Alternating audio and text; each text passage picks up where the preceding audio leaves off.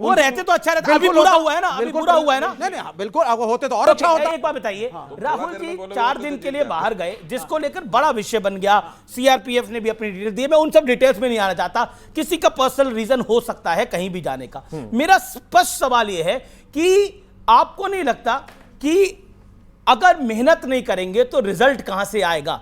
यानी जनता तो वही 240 अगर बीजेपी की आई तो बीजेपी ने उसके बाद मेहनत करी, आपकी 99 आई, तो आप भी तो मानते हैं ना कि कांग्रेस की काबिलियत थी, कांग्रेस अपना मैसेज पहुंचाने में कामयाब रही, इसलिए उसने 40-50 सीटों का लोकसभा में इजाफा करा।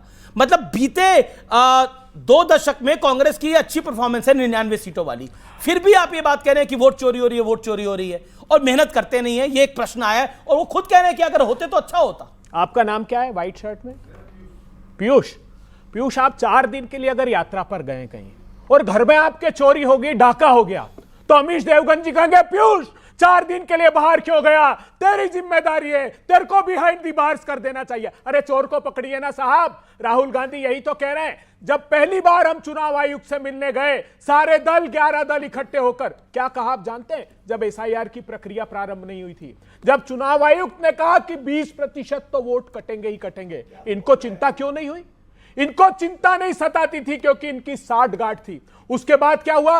एक के बाद एक सुप्रीम कोर्ट ने 3 बार कहा इलेक्शन कमीशन को कि आप आधार को जो 11 डॉक्यूमेंट है उसके अलावा दस्तावेज मानिए। इन्होंने बीएलओ को नोटिस इशू कर दिए कि तुम्हारे खिलाफ एक्शन होगा अगर आधार को कंसीडर कर लिया। क्यों कर लिया? क्या दाल में काला था? 65 लाख वोट कटे, इनको चिंता नहीं हुई। ये चुनाव आयोग के समर्थन में खड़े हो गए। ये दाल में काला नहीं, पूरी दाल काली है। मेरा सरकार गौरव भाटिया जी से है। इन्होंने जो देश की संसदीय प्रणाली है उसका इतना नुकसान किया है।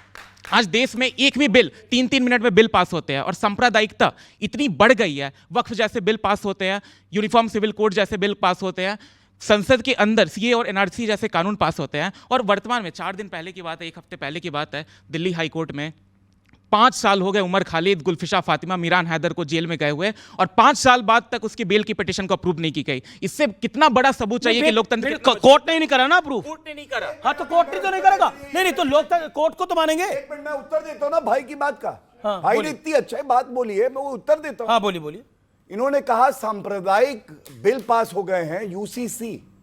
मेरे भाई, अनुच्छेद 44 पढ़ना संविधान का, डॉक्टर अंबेडकर ने दिया है। यूनिफॉर्म सिविल कोड भारत में लागू होना था आजादी के बाद, और नहीं किया तुष्टीकरण वालों ने। अगर आज लागू हो रहा है तो आप कह रहे हो वो सांप्रदायिक है, और उसके लिए कोई बिल नहीं पास हुआ है। दूसरी बात, वक्फ का आपको बता दूं, वक्फ जो है वो अनुच्छेद 14 का उल्लंघन करता था, जैसा ये लाए, और आज सुप्रीम कोर्ट में मामला लंबित है, हम सब जानते हैं, और उस पर रोक नहीं लगी है। तीसरा, आपने जो बात कही है, उमर खालिद और शर्जील इमाम ने क्या कहा था मालूम है?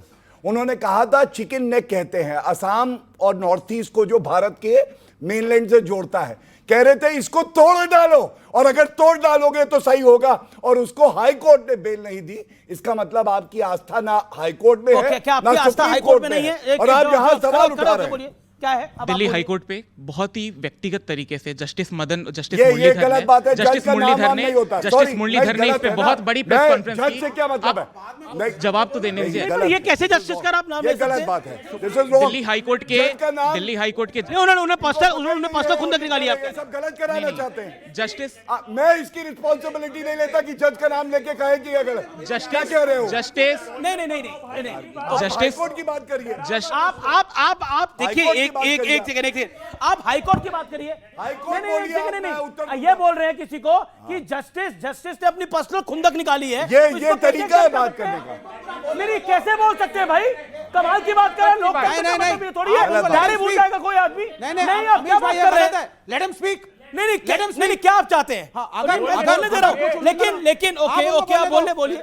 एक मिनट, अपनी बात पूरी। आज का विषय लोकतंत्र है कि लोकतंत्र कितना मजबूत है। इस सरकार ने, आपको नहीं लगता लोकतंत्र मजबूत है? इस सरकार ने लोकतंत्र का जितना नुकसान किया है, आगे आने वाली दो चीजें बताइए। दो चीजें बताइए। लोकतंत्र के पास ना कलम की ताकत होती है ना तलवार की ताकत होती है। लोकतंत्र के पास जो ताकत होती है वो है जनता के विश्वास की। आज जो चुनाव तो जीत रहे हैं, यही बहुसंख्यकवाद यही तो है। पूरे देश में जो मेजॉरिटेरियन पॉलिटिक्स को ये लेके आ रहे हैं, जहां पे हर गलत फैसले का जो जस्टिफिकेशन है वो ये है। बहुसंख्यकवाद, आपकी परिभाषा क्या है बहुसंख्यकवाद की? बिल्कुल सही। बहुसंख्यकवाद की परिभाषा है कि इन्होंने इस राष्ट्र में धर्म के आधार पे एक बहुसंख्यक प्रणाली में एक कैसे करा? क्या धर्म के आधार पे किया है? बताइए क्या? अरे नहीं, एक सेकंड, आज हो जाए संवाद। क्या धर्म के आधार पे किया? बताते हैं। सुप्रीम कोर्ट जितने भी आज एक डिस्कोर्स जो सरकार की तरफ से एक सरकार के सपोर्ट में एक जो डिस्कोर्स क्रिएट करने की कोशिश की गई है, सबसे बड़ा रीसेंट एग्जांपल संभल का। संभल के ऊपर एक डिस्ट्रिक्ट कोर्ट का एक ऑर्डर आता है। नहीं, मुझे बताइए इस सरकार ने बहुसंख्यकवाद क्या किया है? बताइए ना। बहुसंख्यकवाद क्या तमाम सारे दायरों में, जैसे कैसे? एकेडमिया के अंदर, जुडिशियरी के अंदर, लेजिस्लेटिव के अंदर। आज एकेडमिया में बहुसंख्यकवाद होता है कि रिप्रेजेंटेशन के अगेंस्ट। तो अच्छा ये बताइए, एक बात बताइए। बिल्कुल सही कहा, बिल्कुल सही कहा उस लड़के ने, बिल्कुल सही कहा, बिल्कुल सही कहा। I want to take hand with this. Well said. आप आइए इधर।